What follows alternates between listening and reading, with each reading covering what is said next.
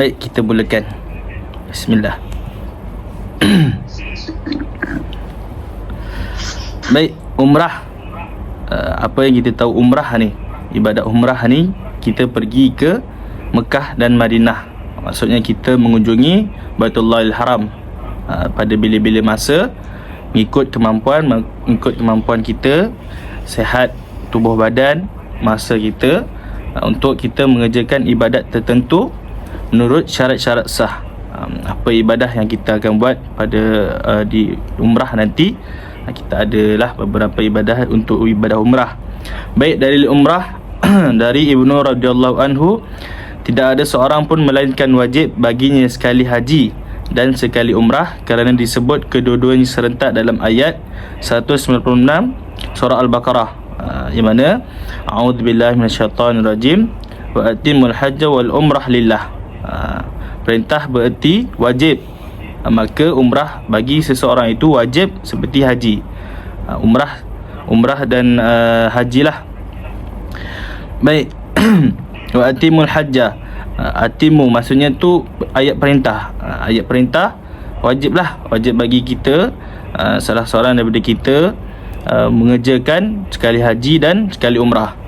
Itu untuk sekali haji dan sekali umrah. Kalau lebih, nak buat lebih, kalau rezeki orang tu banyak duit, ada masa, ada tubuhnya sihat tubuh badan, nak buat banyak kali, itu ikut rezeki masing-masing lah. Baik, perbezaan antara umrah dengan percutian yang lain. Baik, kalau umrah ni kita pergi cari package, betul, kita cari package, kemudian kita kumpul duit, kemudian kita cari masa untuk kita mengerjakan ibadah umrah lah. Baik, tapi yang membenarkan ataupun yang panggil kita untuk mengerjakan ibadah umrah ni siapa? Iaitu Allah SWT. Allah SWT yang akan panggil kita untuk kita pergi mengerjakan ibadah umrah di Baitullahil Haram. Kalau bercutian, kalau kita pergi bercuti, lain pula dia punya cara dia. Kita cari duit, cari masa, kita cari package apa semua, memang kita dapat pergilah. Kalau macam ibadah umrah ni, ada yang jemaah yang rezekinya tak menentu, maksudnya ada duit dah cukup dah, 8,000, 7,000 satu package, tapi kesihatannya tak menentu, sakit lutut, kemudian ada sakit 3 serangkai, macam-macam.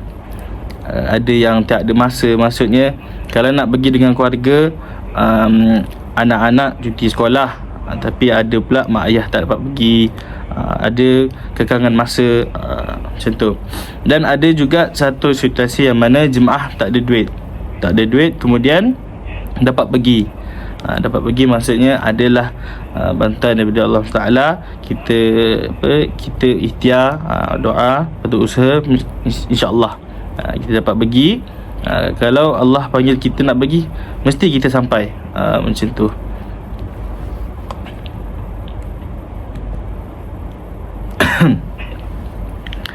Baik, lafaz talbiyah yang selalu kita dengar, lafaz talbiyah bagaimana?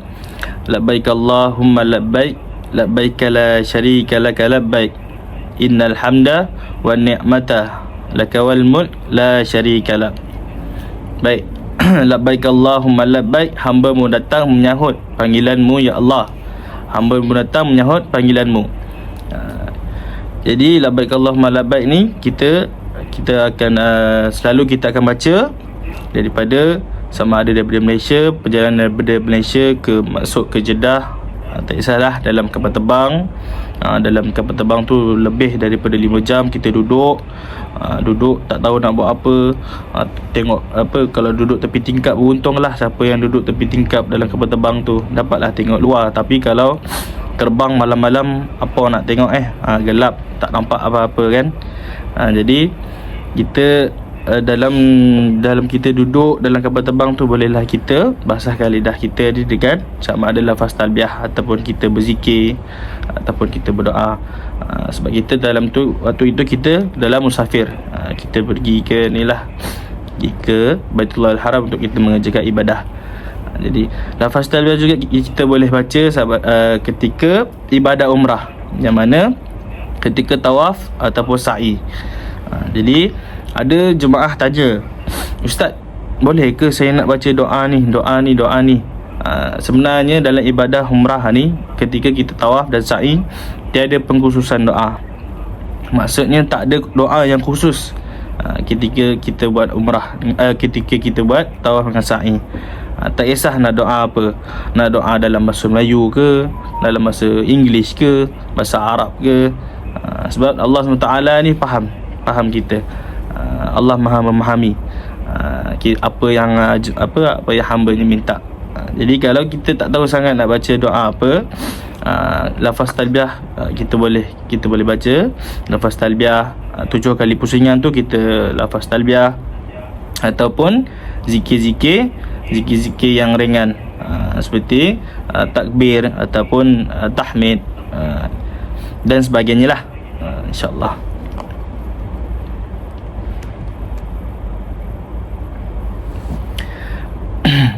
Baik, seterusnya kita pergi kepada rukun dan wajib.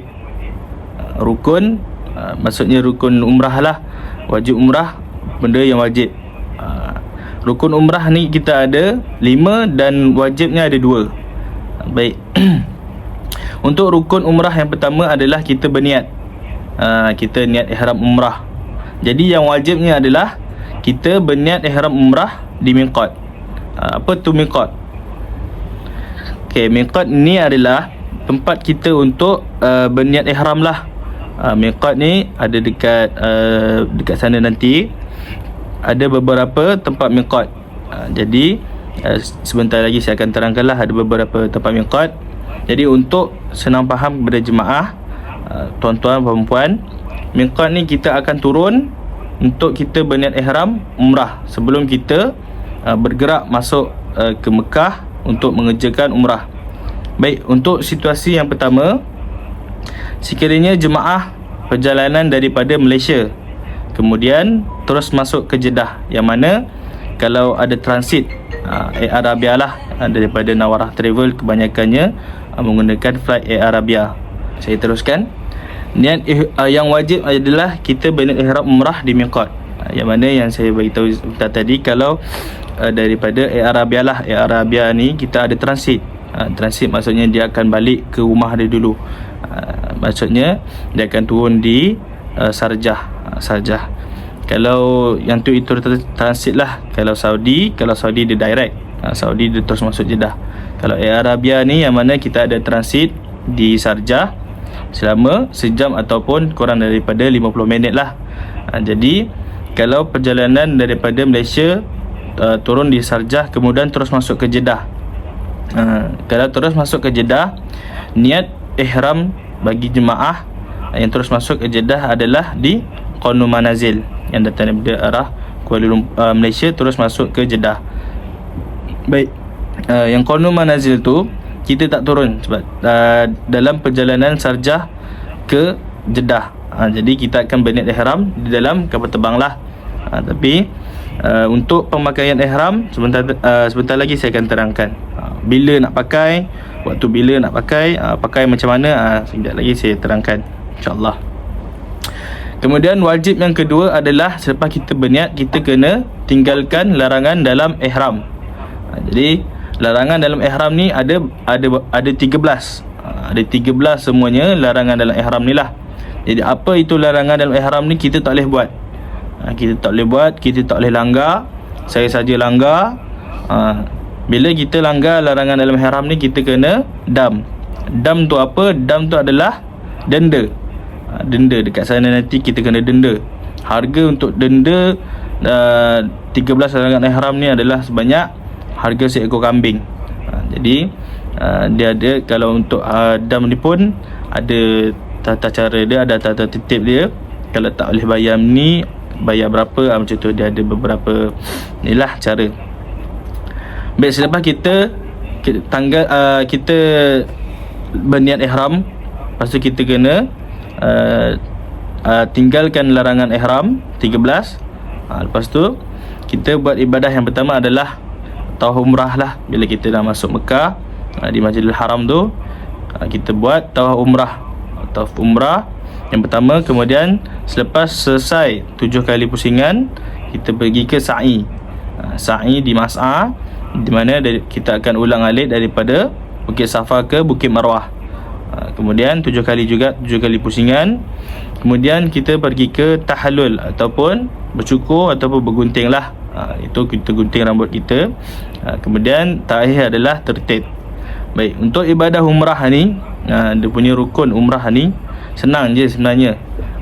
Tapi apa yang jemaah kena tekankan adalah larangan dalam ihram tu. Jadi larangan dalam ihram ni nampak je macam mudah. Takut jemaah ambil ringan pasal larangan dalam ihram ni, kemudian nanti dekat sana terlanggar sebab tak ambil kisah sangat. Jadi larangan dalam ihram ni kita kena ambil berat. Baik, untuk miqat. Baik. Miqat maka ni adalah tempat daripada untuk penduduk yang berada di luar Mekah. Yang lam yang pertama adalah yang datang dari daerah Yaman lah. Kalau yang macam kita daripada arah Malaysia ni, arah Asia seperti Malaysia, Indonesia, jadi miqatnya adalah di Qonul Manazil. Qonul Manazil ni lah. Qonul Manazil ni masjid. Kalau untuk pergi ke Qonul Manazil ni, kalau di ziarah Taif, kalau jemaah, mana-mana jemaah yang ada package ada ziarah Taif, pada akhir ziarah tu kita akan singgah di miqat Qonul Manazil ni. Boleh pergi. Memang besar lah kawasan dia, memang besar. Kemudian Bir Ali yang datang dari arah Madinah. Baik.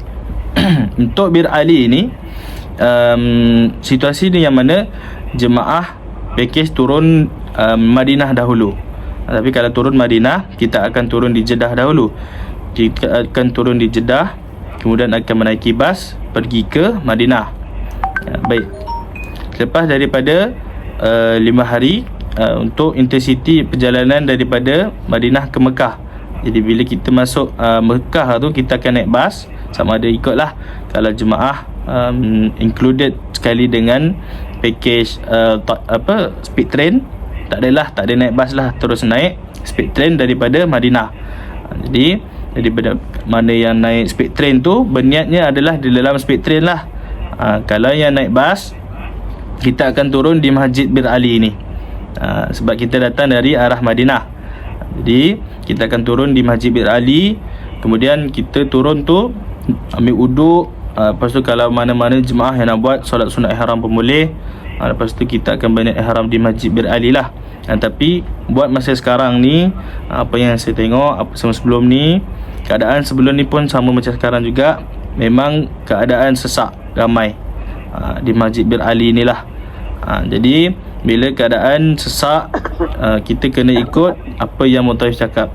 Kalau Mutaif kata boleh untuk kita buat solat sunat ihram, jadi kita Mutaif akan bagi masa lah untuk buat solat sunat ihram. Kalau sesak sangat, jadi Mutaif selalunya, kebanyakannya Mutaif akan minta turun, ambil uduk, lepas tu kita kumpul, naik bas, kita akan berniat dalam bas. Jadi kita tak boleh lama-lama sangat dekat Masjid Bir Ali ni, sebab kita kena cepatkan perjalanan kita, sebab kita nak pergi mengerjakan ibadah umrah kita, tawaf umrah kita yang pertama tu. Itu yang kita kena pentingkan. Baik. Kemudian Zatul Ilkim yang datang dari arah Iraq lah, dan yang lain-lain. Kemudian miqat zamani, tempat bagi jemaah yang luar daripada tanah haram. Jadi dia ada sepadan tanah haram, ada beberapa sepadan tanah haram, dan kita kena keluar ke tanah halal. Jadi antaranya adalah Jiranah, kemudian Tan'im, Hudaybiyah dan Shumaisi. Baik, Jiranah ni kita akan singgah, kita akan pergi dalam package lah. Di Mekah nanti ada 2 ziarah, yang mana ziarah Hudaybiyah dan ziarah Jiranah. Di ziarah Hudaybiyah tu kita akan ada beberapa tempat kita akan ziarah, dan pada akhir ziarah kita akan singgah Masjid Hudaybiyah tu. Kita mana-mana jemaah yang nak buat umrah kali kedua dan ketiga, bolehlah pakai ihram, tukar ihram, kemudian berniat di miqat Hudaybiyah. Sama juga di Jiranah, kita pada akhir ziarah pun kita akan singgah di Masjid Jiranah. Baik, untuk yang paling terdekat mana-mana jemaah nak buat. Kalau dalam package Nawarah Travel ni, umrah yang dibimbing bersama Taif adalah sebanyak 3 kali lah, 3 kali umrah. Kalau mana-mana yang nak buat lebih daripada 3 kali, makna kata nak buat 5 kali ke, nak buat 10 kali, ikut kemampuan. Nak buat 10 kali umrah, ikutlah kalau jemaah tu rajin nak buat. Jadi cara dia adalah kalau kita ambil taksi. Taksi tu Kasib apa nama taksi tu tak ingat lah, warna hijau, bersepah lah dekat sana. Kalau dekat dataran Mekah tu ada je dia tunggu dia punya customer, tunggu jemaah.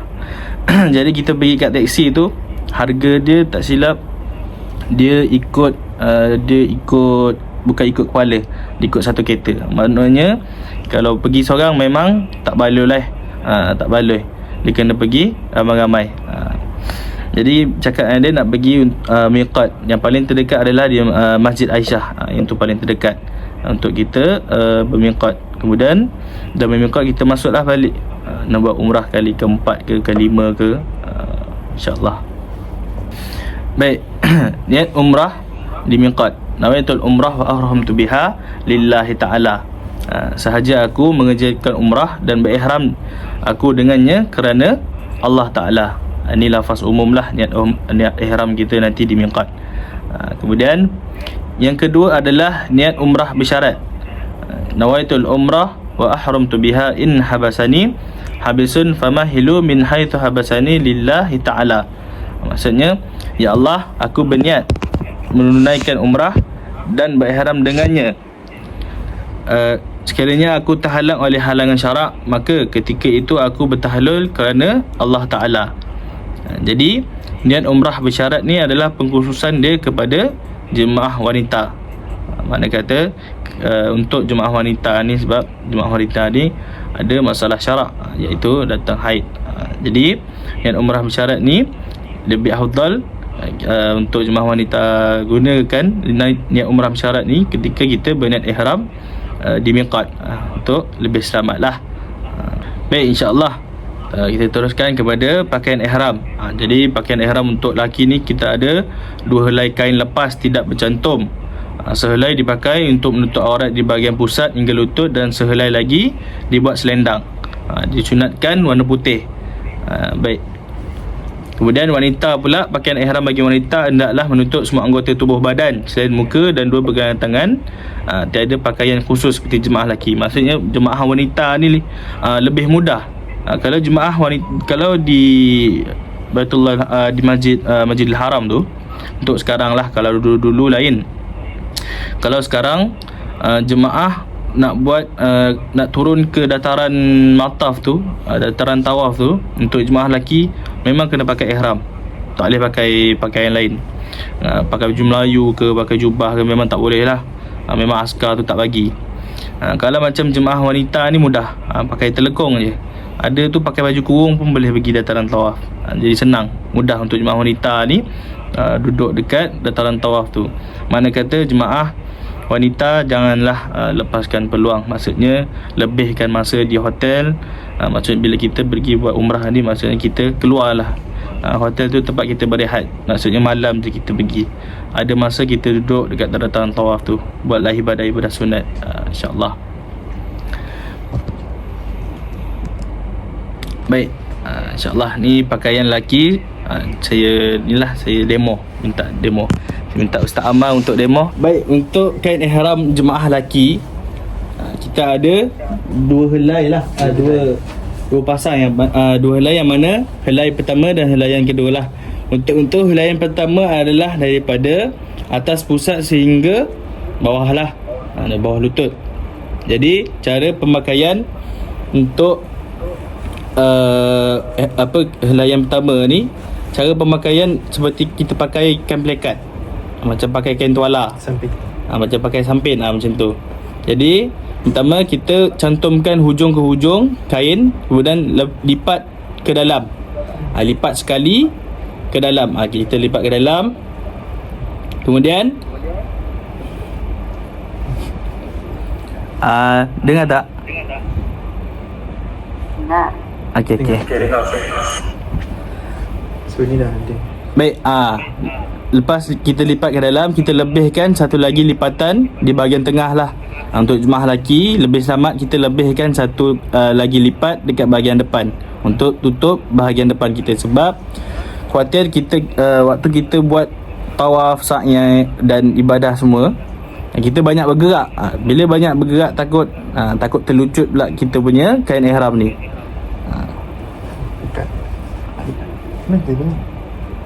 Okey. Kita lipat sekali lah, lipat macam biasa, lipat sekali, lipat ke dalam. Kemudian ada tali pinggang lah. Tali pinggang, kalau mana jemaah lelaki yang nak cari tali pinggang, banyak tempat boleh jual, ada jual. Sama ada di kedai jual barang umrah ataupun Maidin pun ada jual jugalah. Jadi ada saiz, tali pinggang pun ada saiz. Baik, kegunaan fungsi tali pinggang ni adalah untuk pastikan kita punya ihram tu terletak. Terletak makna kata tak jatuh. Bila kita buat tawaf, sa'i pun ada berlari. Berlari tak adalah berlari pecut 100 meter, tak ada. Berlari tu adalah berlari anak je sahaja. Tak ada. Dekat tawaf pun tak ada berlari. Tak ada jemaah lah yang berlari 100 meter, tak ada. Jadi kegunaan tali pinggang ni adalah untuk biar ihram tu terletak. Maksudnya tak bergerak. Kemudian bila dah lipat, dah ketat, lipat ke dalam sekali. Ikut keselesaan. Kalau mana jemaah yang tak ada tali pinggang ni, maksudnya kemungkinan kalau macam saya lah, kalau macam saya ni pinggang saya sehat, jadi saya pakai tali pinggang biasa, tali pinggang kulit tu. Saya pakai tali pinggang tu je. Yang tu boleh, yang tu dibolehkan lah, tali pinggang tu. Baik, yang ini untuk helaian pertama. Kemudian yang ni sampai ke bawah lah. Helaian pertama daripada atas pusat sampai ke bawah. Baik, kita seterusnya adalah pemakaian ihram bahagian atas secara itibak. Apa itu itibak? Mana jemaah tahu? Ada tak jemaah yang tahu itibak tu apa?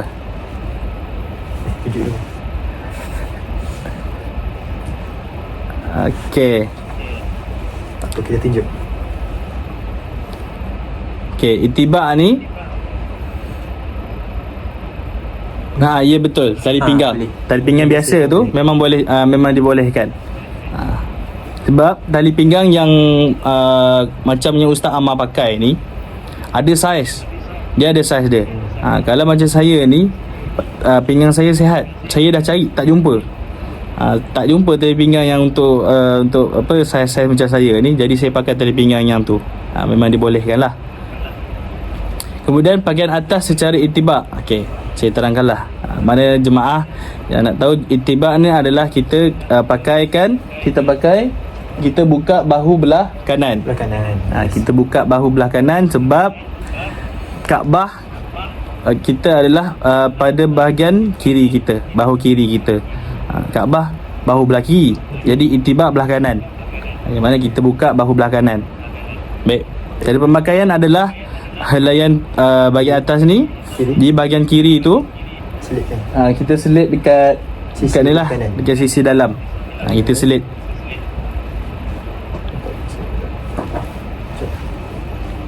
Lebihkan bahagian kanan.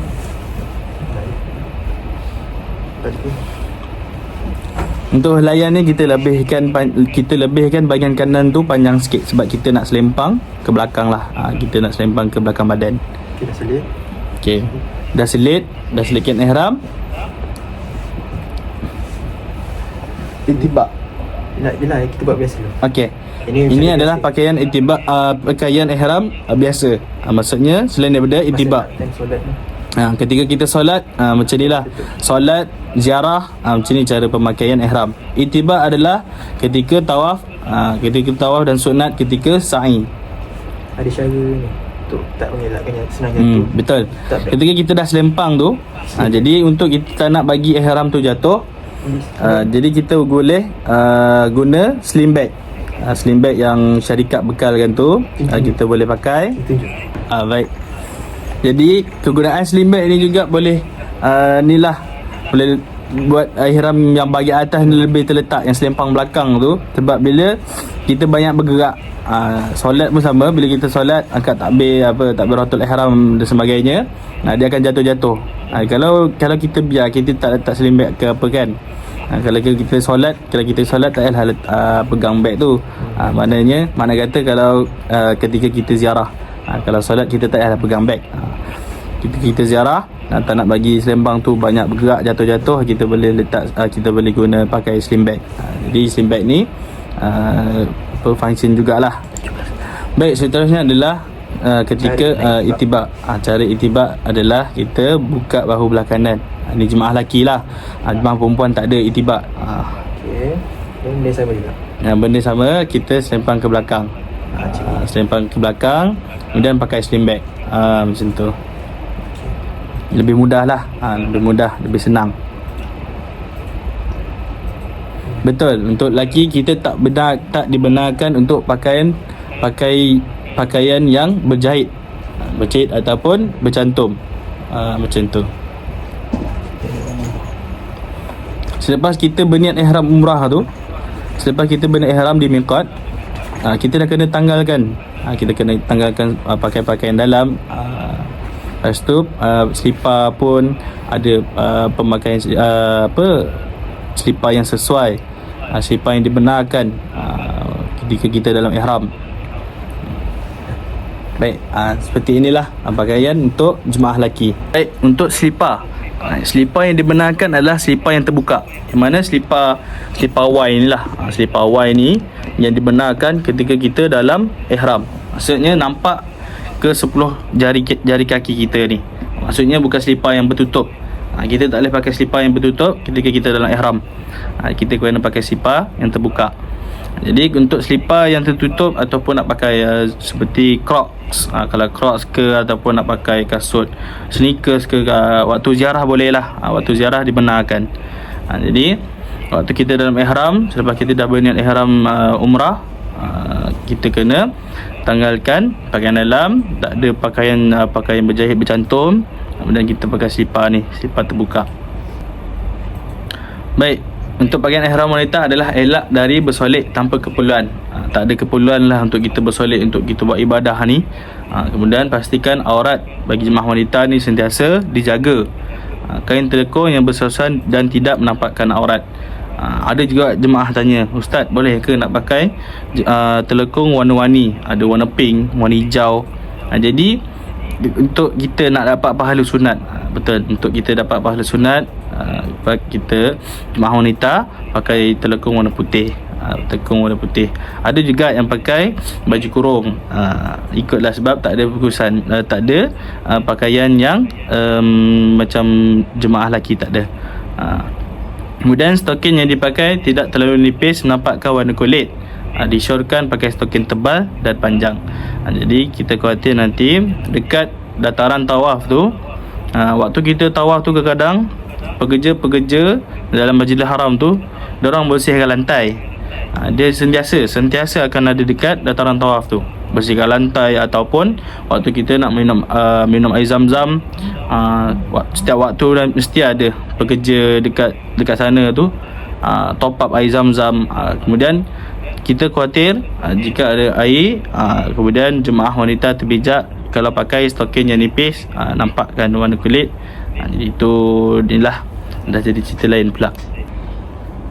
Baik, kita pergi kepada amalan sunat ihram. Jadi amalan sunat ihram ni kita buat sebelum kita memakai ihram dan berniat ihram. Jadi daripada Malaysia pun kita dah boleh buat dah sebenarnya. Tak perlu pun nak dah sampai dekat Masjid Bir Ali ke baru nak buat, tak. Jadi daripada Malaysia pun kita dah boleh buat dah. Baik, antara amalan sunat dia adalah yang pertama, kita mengerak kuku. Maksudnya kita membersihkan diri kita ni. Kita mengerak kuku, kemudian merapikan janggut, rambut, kemudian menanggalkan bulu, mandi sunat ihram, mandi wuduk, pakai wangian. Okey, untuk wangian adalah kita kena pakai pada badan, bukan pada kain ihram. Sebab kalau kita pakai pada kain ihram, sebab wangian ni ada dalam larangan dalam ihram, kita tak boleh pakai. Kemudian pakai minyak rambut, Pakai kain ihram warna putih, sunat lah. Rasanya saya tak pernah nampak lagi kain ihram jemaah lelaki warna pink, tak pernah nampak lagi lah. Setakat ni semua warna putih. Kemudian solat sunat ihram. Okey. Amalan sunat semasa kita berniat adalah kita menghadap ke arah kiblat dan berada dalam keadaan wuduk. Mana kata sebelum kita berniat di Masjid Ali tu, sebelum kita berniat ihram, sebab tu Mu'tazif minta kita turun di masjid tu, kita ambil wuduk lah. Kita ambil wuduk. Kalau boleh solat sunat ihram, kita buat solat sunat ihram. Kalau tak dapat tak apa, kita kena percepatkan perjalanan kita nak masuk ke Mekah tu. Jadi kemudian amalan sunat selepas kita berniat ihram, maksudnya lepas kita dah berniat, kalau daripada Madinah ke Mekah tu lah, kita naik bas. Jadi takkan duduk dalam, kalau untuk perjalanan daripada Madinah ke Mekah yang menaiki bas, jarak masanya adalah selama 7-8 jam lah. 7-8 jam. Kalau speed train laju je, speed train dalam 2 jam setengah je. Kalau bas ni dia dalam 7-8 jam. Tapi bas pun dia bas lain lah, bas dia selesa. Bas dia besar, ada toilet, ada selesa. Jadi waktu kita dalam bas duduk 7-8 jam, takkan kita duduk buka mata lelap, buka mata lelap, buka mata lelap. Jadi apa yang kita boleh buat, kita buat amal seperti kita berzikir, betul, kemudian kita bertalbiah ataupun baca Quran lah. Kita banyakkan masa dengan perkara-perkara amalan sunat yang lain lah, InsyaAllah. Baik, ini yang kita kena tekankan, iaitu 13 larangan dalam ihram. Yang pertama adalah memakai pakaian bersarung atau berjahit dan bercantum bagi jemaah lelaki. Kalau pakaian dalam memang tidak dibenarkan. Kemudian menutup kepala atau sebahagian daripadanya.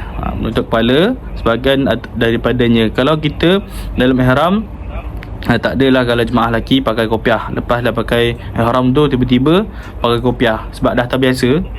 Dah terbiasa pakai kopiah waktu ihram, dah berniat ihram tu kan. Pakai kopiah ataupun pakai topi ke, memang tidak dibenarkan lah. Kemudian menutup muka bagi jemaah wanita. Mana kata jemaah wanita yang memang daripada Malaysia ataupun memang hariannya memang daripada dulu dah pakai purdah niqab. Jadi kalau dia yang pakai purdah niqab ni, bila nak buat ibadah umrah memang kena tanggalkan. Memang tak ada. Kalau daripada kita punya ni, memang jemaah wanita tidak pakai itulah purdah ketika dalam ihram. Kemudian pakai sarung tangan bagi jemaah lelaki dan wanita. Kemudian pakai bau-bauan, minyak wangi, sama ada di badan, pakaian, makanan, minuman atau menyihidunya ke dalam hidung. Macam tadi amalan sunat. Kalau amalan sunat nak pakai minyak wangi sebelum ihram, pakai di badan, bukan pakai pada kain ihram. Sebab kalau kita pakai kain ihram, lepas tu kita berniat, ihram kita dah ada minyak wangi, terus kita dah langgar larangan. Kemudian memakai minyak di kepala atau janggut dan selain daripada yang tumbuh di pipi atau dahi. Kemudian menanggalkan rambut atau bulu dan mengerat, memotong kuku. Kebanyakannya yang 13 larangan ihram ni semuanya ada dekat dalam amalan sunat sebelum kita berihram. Mana kata kita bersihkan diri kita sebelum kita berihram supaya kita tidak terlanggar larangan ihram ni. Baik, seterusnya menebang pokok, mencabut pokok di tanah haram. Kemudian memburu binatang buruan lah, pergi menembak burung merpati, tak ada. Kemudian 3 yang terakhir adalah larangan yang paling berat, iaitu berkahwin, kita mengahwinkan ataupun kita menerima wakil kahwin. Kemudian melakukan pendahuluan persetubuhan dan melakukan persetubuhan. Baik, insyaAllah boleh faham ya.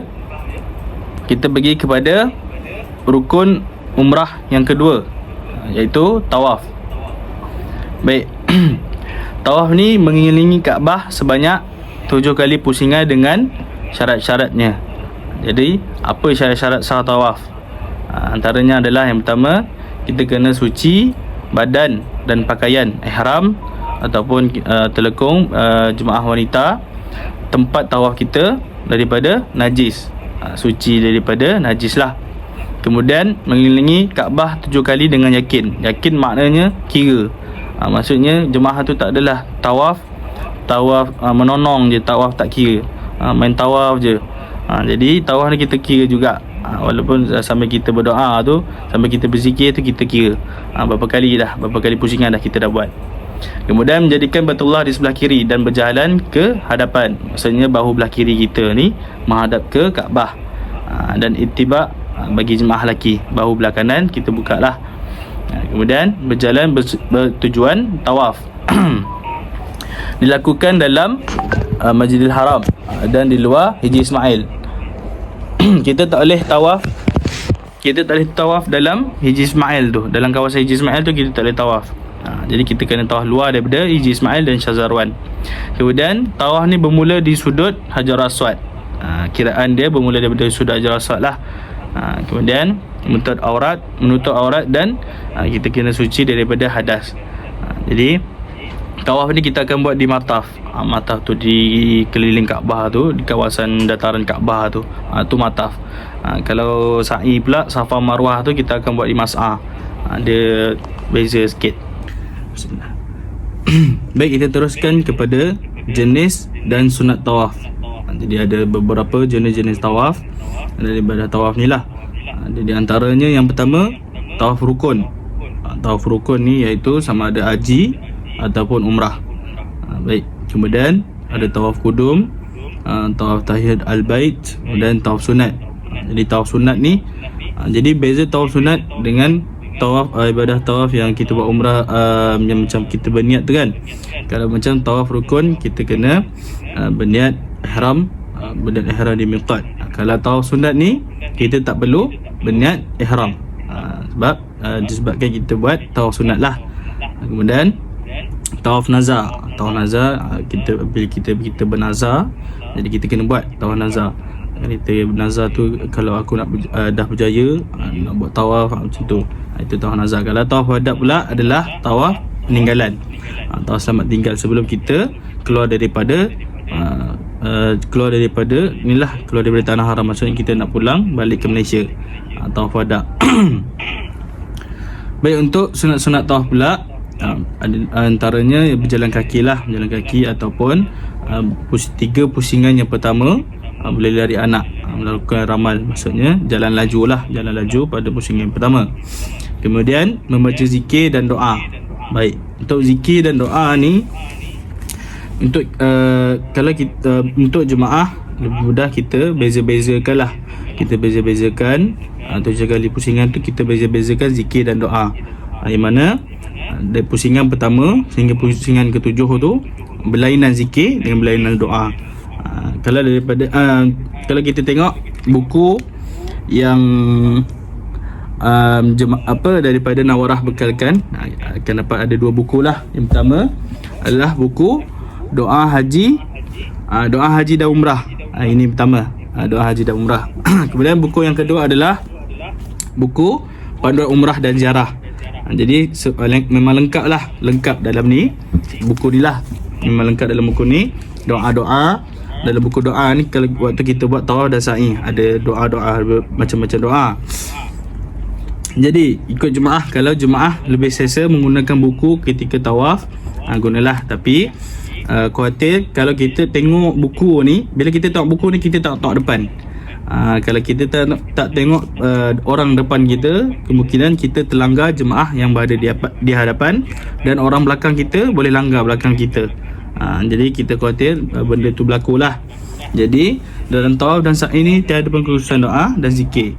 Jadi sebagai contoh, pada pusingan yang pertama, kita zikir, kita baca doa, kita minta kepada Tuhan untuk dapat keberkatan dalam hidup. Kemudian yang kedua, dimurahkan rezeki.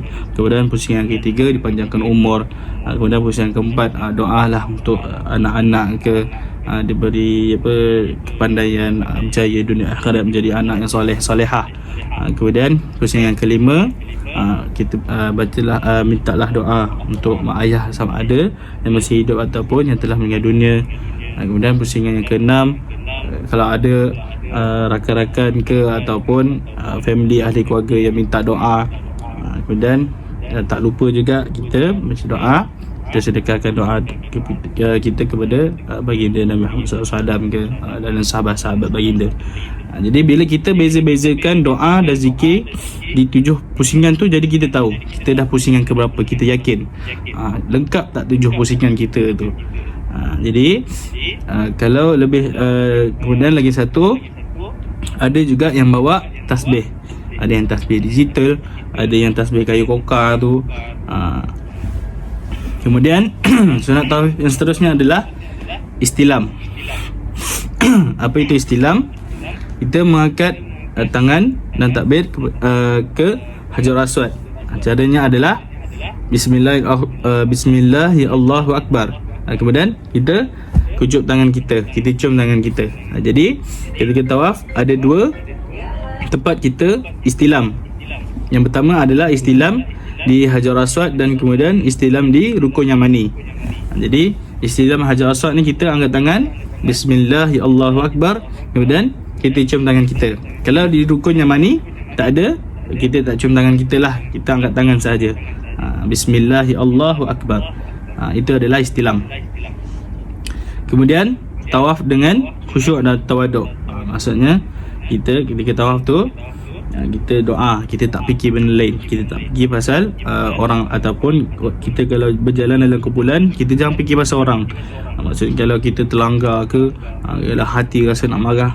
Jadi memang banyak ujian lah kalau waktu kita berada di Masjidil Haram, waktu berada di sana di dalam tanah haram tu. Kita kena jaga lidah, kita kena jaga hati, kita kena jagalah nafsu kita dan sebagainya. Kemudian berturut-turutlah 7 kali pusingan. Berturut 7 kali pusingan, dan selepas selesai tawaf 7 kali pusingan, kemudian ada ruang di luar daripada tawaf tu, ruang untuk kita buat solat sunat tawaf. Selalunya ruang solat tu di depan pintu mas'ah. Pintu mas'ah tu yang mana pintu untuk kita pergi ke sa'i di Bukit Safa lah. Jadi sebelum kita pergi ke Bukit Safa,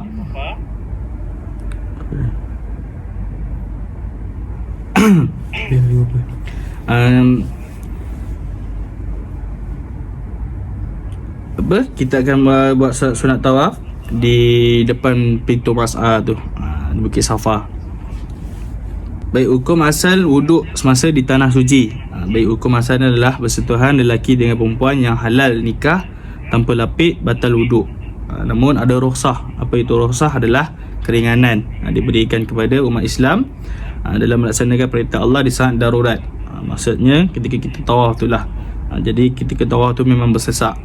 Jadi pendapat Syafi'i masyhur dengan pendapat Syafi'i yang marjuh, iaitu wuduk kita tidak batal jika berlaku persentuhan di antara lelaki dan perempuan tanpa syahwat dalam masyaqqah ataupun haraj. Kerana kita waktu tawaf tu kita bersesak dengan semua jemaah, bercampur berjemaah lelaki perempuan. Jadi kita apabila tersentuh, maka wuduk kita tu tidak batal.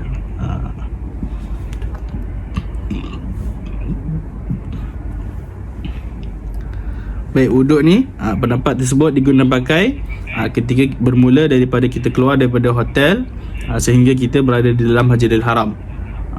Kemudian seterusnya ketika berada dalam keadaan masyaqqah, seperti kita naiki pesawat berapa jam, kemudian naik bas pun dalam 7-8 jam, sepanjang tempoh kita mengerjakan umrah tu, wuduk tu digunakan pakai.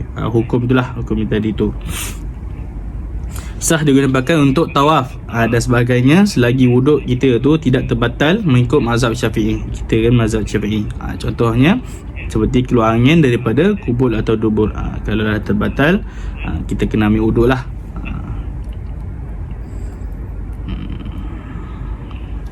Baik, jemaah hendaklah berhati-hati dengan najis, seperti di selipar yang kita bawa masa tawaf tu. Dekat luar daripada dataran di depan clock tower tu ada banyak burung merpati tu. Kat situ pun banyak najis. Jadi semua najis kering lah. Tapi kita kena berhati-hati juga, walaupun najis merpati tu dah najis kering. Kemudian anak kecil berlampin pakaian bernajis ataupun najis burung jatuh semasa tawaf. Jadi kita kena perhatikan lah najis-najis.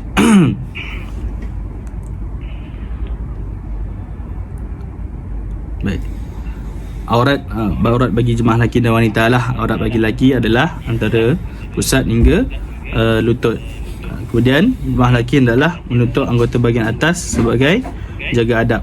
Baik, seterusnya adalah had aurat bagi jemaah wanita. Had aurat seperti biasalah, had aurat wanita seperti bawah dagu, pegangan tangan, anak rambut di muka, dan hendaklah jemaah wanita memakai stoking yang tebal.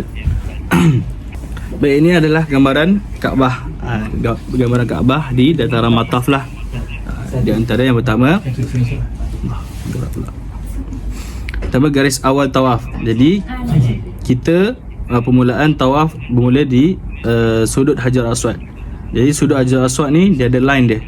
Line sampai ujung. Kalau tak nampak, bagi jemaah yang dah jauh daripada Hajar Aswad, boleh tengok kepada lampu hijau. Lampu hijau menandakan line tu memang selari dengan sudut Hajar Aswad. Jadi pengendaan untuk tawaf mula daripada lah sudut Hajar Aswad. Kita langkah di sudut line sudut Hajar Aswad ni, kita dah masuk pusingan yang pertama. Baik, sambung. Kita langkah daripada sudut Hajar Aswad ni, kita kira lah pusingan pertama. Jadi ketika kita tawaf, benda yang kita tak boleh pegang yang pertama adalah ni, makam Ibrahim kita tak boleh pegang. Kemudian Syazarwan kita tak boleh pegang. Kemudian kita tak boleh tawaf dalam Haji Ismail. Kain kiswah pun kita tak boleh pegang. Kalau kita pegang, batal. Sama juga Haji Ismail kita pegang, batal. Makam Ibrahim kita pegang pun batal. Jadi kita tawaf, kita kena tengok kalau kita tak boleh pegang kain kiswah ni. Pertama, kain kiswah ni ada minyak wangi. Jadi kalau dalam kitab ihram ni, kita tak boleh pakaian ihram kita ni melekat dengan minyak wangi lah.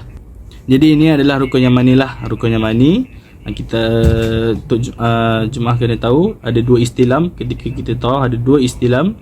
Yang pertama di ni istilam di rukun Hajar Aswad. Kemudian yang kedua adalah istilam di rukun yamani.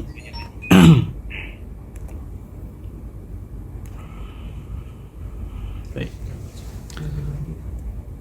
Seterusnya adalah kesalahan batal tawaf kita lah. Batal tawaf kita yang pertama adalah dalam keadaan terbuka aurat kita dengan sengaja. Kemudian menyentuh Kaabah. Kalau kita sentuh Kaabah ataupun kain kiswah, termasuk Syazarwan, batal tawaf kita. Kemudian terpesong niat seperti sibuk kita mencari kawan. Baik, ketika kita tawaf dalam bimbingan mutawif, kita akan bergerak dalam kumpulan. Kalau kita bergerak dalam kumpulan, yang pertama, mutawif akan tawaf jauh sedikit daripada Kaabah. Maksudnya nak elak daripada sesak. Jadi lebih selamat macam itulah. Kalau kemudian sebelum buat ibadah tawaf rukun yang pertama, mutawif akan tunjuk kawasan yang mutawif akan tunggu selepas tawaf. Selalunya lepas tawaf, lepas selesai 7 kali pusingan, mutawif akan tunggu di pintu mas'ah. Pintu mas'ah ada lampu hijau lah. Ada lampu hijau, ada tulis pintu mas'ah, di mana di situ mutawif akan tunggu sebelum bergerak untuk melakukan sa'i pula. Jadi dekat pintu mas'ah juga kita akan tunggu untuk buat solat sunat tawaf. Lepas kita tawaf 7 kali pusingan, kita akan buat solat sunat tawaf di depan pintu mas'ah tu. Lepas tu baru kita bergerak ke dalam pintu mas'ah, ke Bukit Safa lah, untuk mulakan sa'i. Kemudian menyentuh atau memasuki Haji Ismail, jadi batal tawaf kita. Kalau batal memang kena gantilah. Kemudian tidak yakin 7 kali pusingan dan tanpa tambah 1 pusingan untuk meyakinkan. Maksudnya dia tak yakin 7 kali pusingan tanpa tambah. Jadi kalau ragu atau was-was, seeloknya tambah 1 lagi pusingan. Kemudian belum cukup 7 pusingan, kemudian sa'i dan tahallul. Jadi bila dah sampai bertahallul, takut kena ditinggalkan kawan isteri dan suami. Jadi batal tawaf dia tadi, kena buat balik.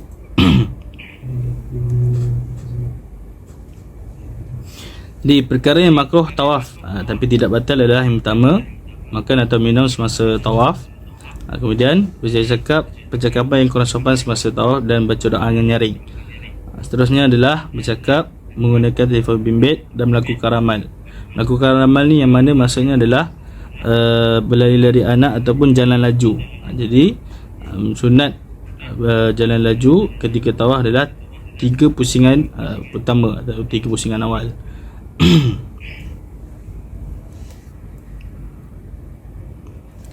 Baik, kaedah sambung jika kita batal tawaf.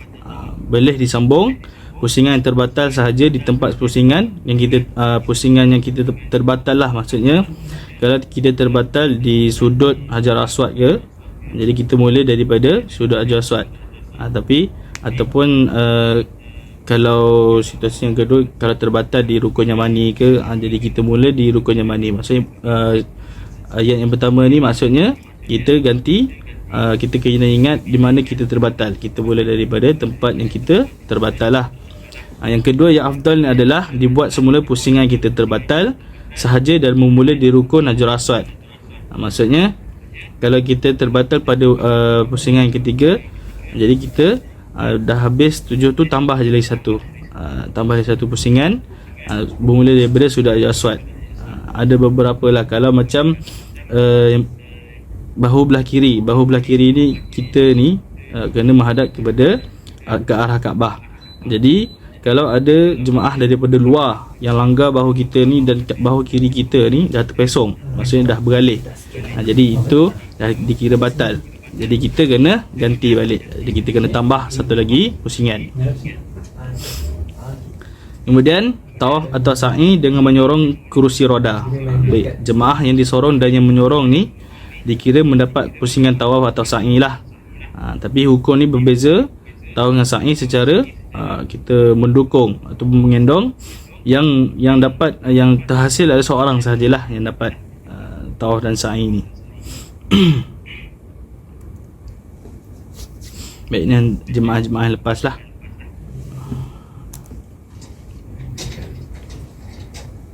Baik, kita teruskan kepada rukun umrah yang ketiga adalah sa'i. Sa'i di mana berjalan ulang-alik antara Bukit Safa dan Bukit Marwah menurut syarat dia. Jadi sa'i ni kita buat dekat mas'ah lah. Kalau tawaf tu dekat mataf. Baik, ini tempat dia lah, tempat sa'i di tingkat atas. Ada beberapa tingkat, bawah underground pun ada. Underground, lepas tu tingkat 1, lepas tu ada tingkat yang untuk naik kursi, naik skuter. Kalau skuter tu pun ada harga dia dalam 250 rial, tak silap.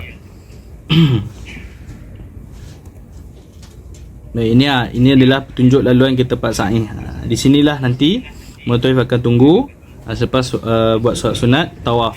Jadi ini yang lama. Kalau yang baru di mas'ah ni, pintu mas'ah ni ada lampu hijau lah, lampu LED hijau. Jemaah boleh nampak. Nanti mutawif sebelum buat tawaf, mutawif akan tunjuk lah. Baik, permulaan sa'i adalah dari Bukit Safa ke Bukit Marwah. Jadi permulaannya di Bukit Safa lah. Kita akan naik, kita akan mendaki sikit, tak adalah tinggi pun. Kita akan mendaki sikit Bukit Safa tu, kemudian niat sa'i. Kemudian di dalam sa'i ni ada istilam. Istilam di Bukit Safa dan istilam di Bukit Marwah. Istilam sama juga lafaz dia, Bismillah, ya Allahu Akbar. Kemudian mengangkat tangan, dia menghadap ke arah Kaabah. Istilam.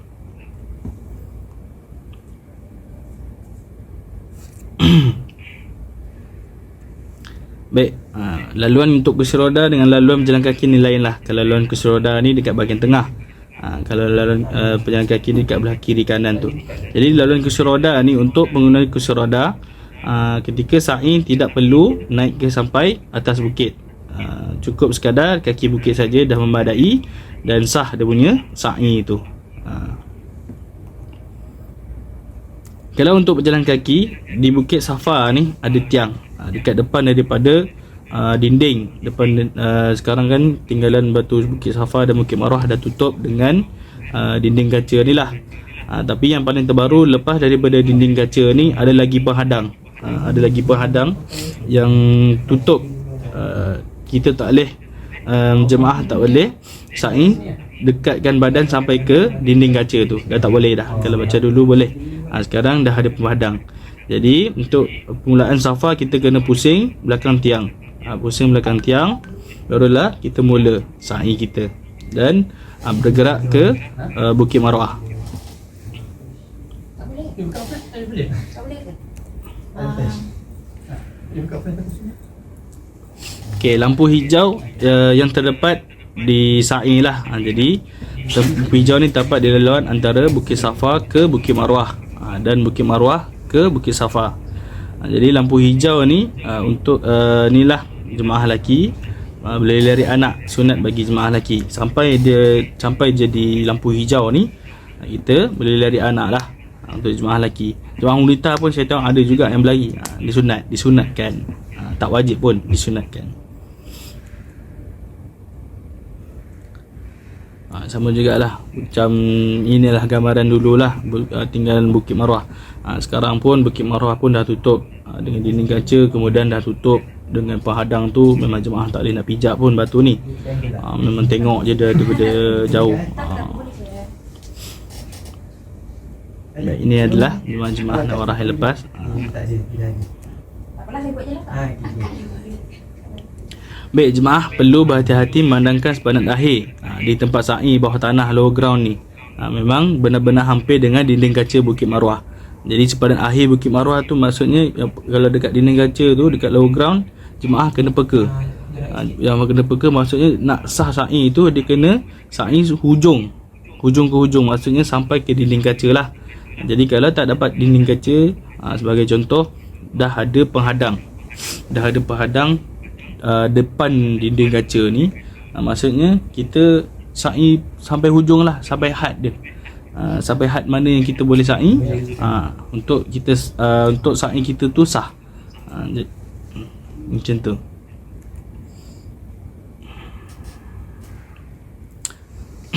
Okey, syarat sah sa'i adalah dilakukan selepas tawaf lah, sama ada tawaf haji, kudum ataupun tawaf umrah. Kemudian sa'i ni kita bermula di Bukit Safa dan kita berakhir di Bukit Marwah lah. Sama juga sa'i seperti tawaf, ada 7 kali pusingan. Kemudian hendaklah sampai di kaki Bukit Safa dan di kaki Bukit Marwah. Kemudian hendaklah sa'i di Batul Wadi ataupun tempat yang termaklum lah, di Mas'ah, maksudnya kita sa'i di Mas'ah. Kemudian kita kena sentiasa mengekalkan niat sa'i. Macam tu. Baik, cara kira pusingan sa'i ni, kita akan mula daripada Safa ke Marwah.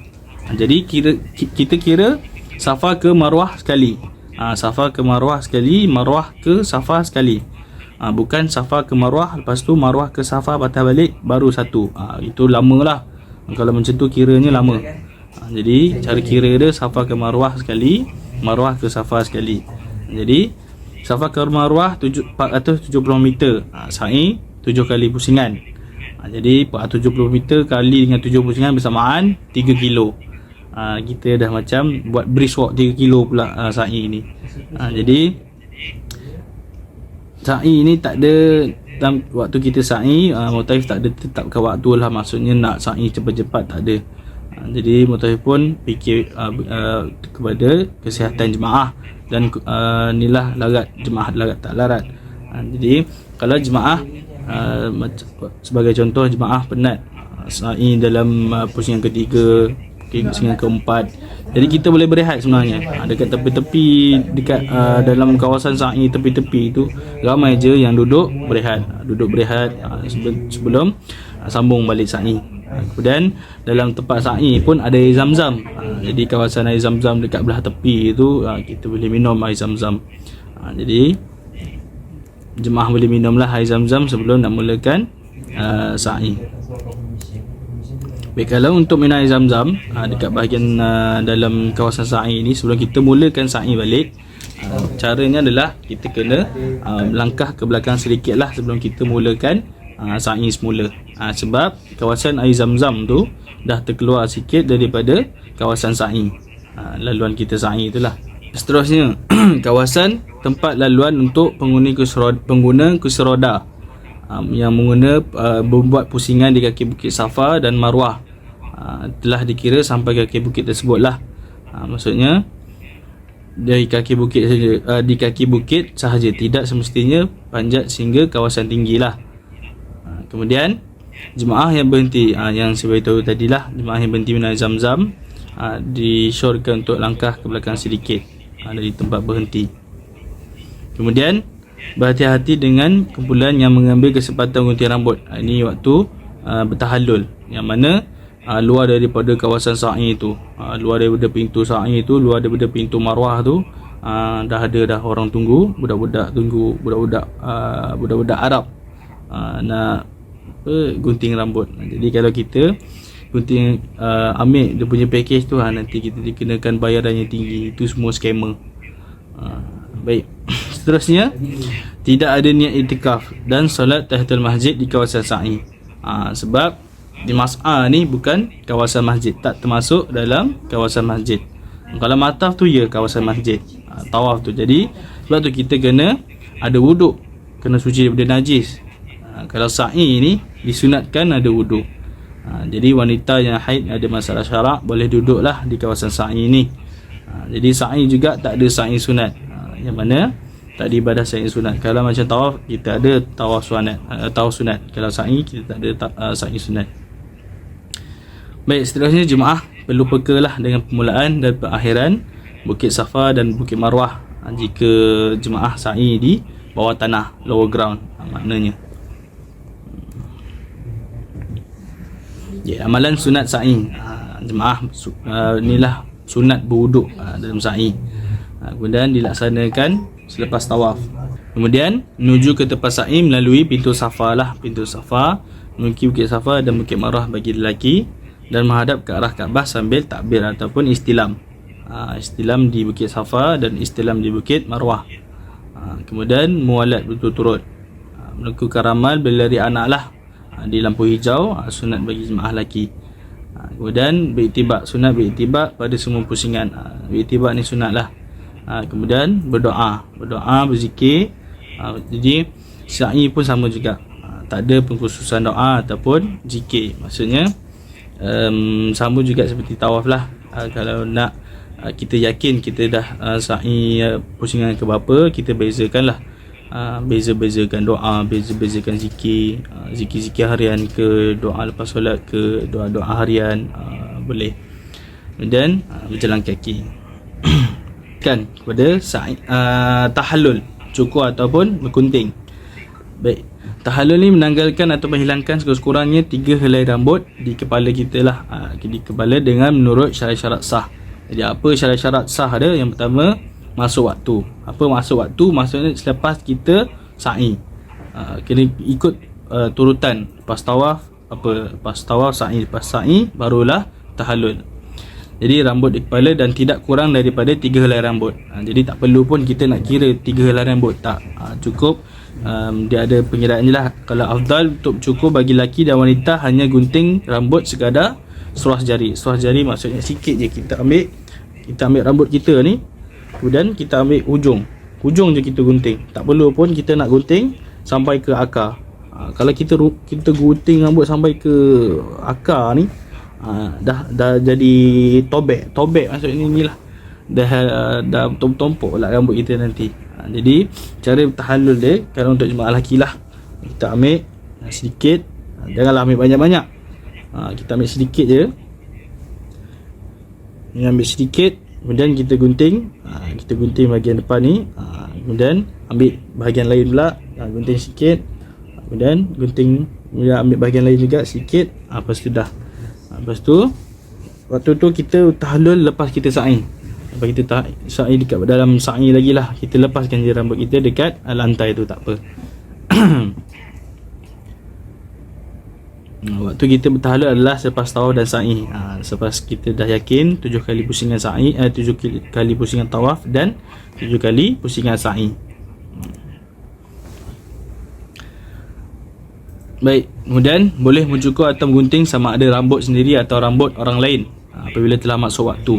Kalau kita nak gunting rambut orang lain boleh, tapi afdal adalah kita gunting rambut kita dahulu, baru kita gunting rambut orang lain. Baik, untuk jemaah yang nak buat gunting, Kalau nak buat gunting daripada Malaysia, letak dalam luggage.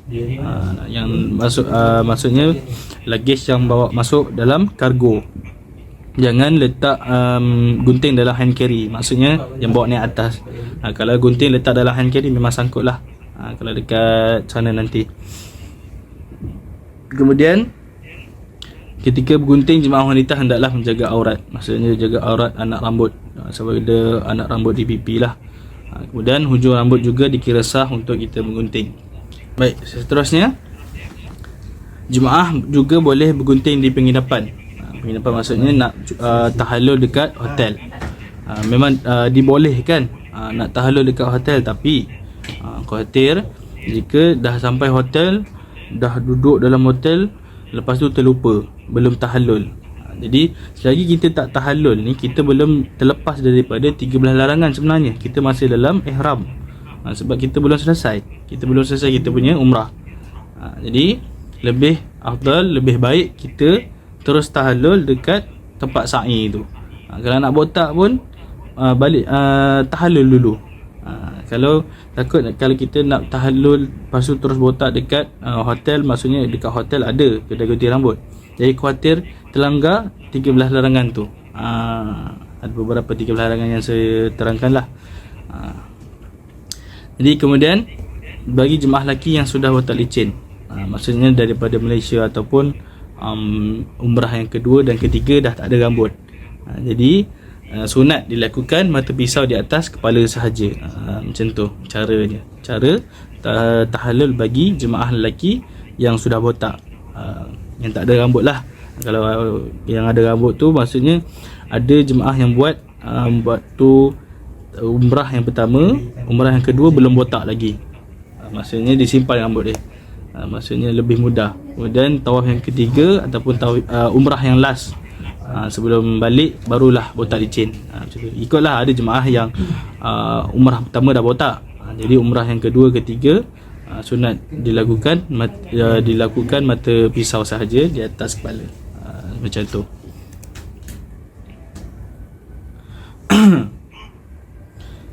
Kemudian rukun umrah yang terakhir adalah tertib lah. Tertib dikira sah apabila semua rukun umrah kita dilakukan mengikut susunan. Mengikut susunan yang mana perkara yang dahulu kita dahulukan, yang kemudian kita kemudiankan, dan kita ikut daripada niat ihram, kemudian berniat ihram di miqat. Ihram di miqat adalah wajib, kemudian meninggalkan larangan adalah wajib. Kemudian pergi ke rukun umrah yang kedua adalah tawaf. Lepas tawaf 7 kali pusingan, sa'i pun 7 kali pusingan. Lepas sa'i tahallul, lepas tahallul barulah tertib ikut susunan.